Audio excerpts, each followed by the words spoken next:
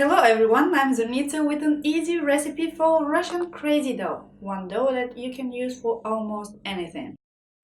In Russian it is called lasting dough because it is prepared in minutes. It can last for up to a week in the refrigerator. It makes great buns, mini pies, rolls, pizzas and more. It was a favorite dough recipe for one of the USSR leaders, Nikita Khrushchev, and this is the reason it is also called a Khrushchev's dough. You'll need a cube of active baker's yeast or 2 teaspoons of dry yeast, 1 teaspoon salt, 1 tablespoon sugar, 250 milliliters of cold milk, 200 grams of butter, half a teaspoon of baking powder is optional, but it will increase the fluffiness of the dough and also it will increase the shelf life in the fridge. 3.5 to 4 cups of all-purpose wheat flour. If you use active yeast, first press it with the salt until it gets liquid. If you use dry yeast, just add the milk, sugar and salt and mix until it dissolves.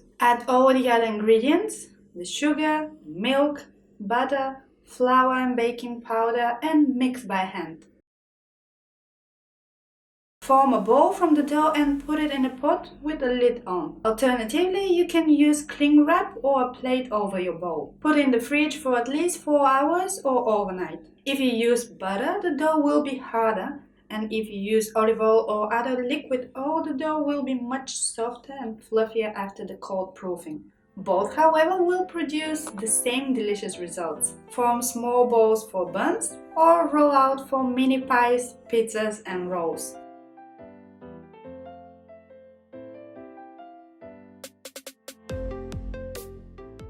Proportions and some tips and tricks will be in the description bar below. If you found this video helpful, you can give it a thumbs up to support me and you can subscribe to see more from this channel. I will see you again in my next video. Until then, stay happy and healthy. Bye!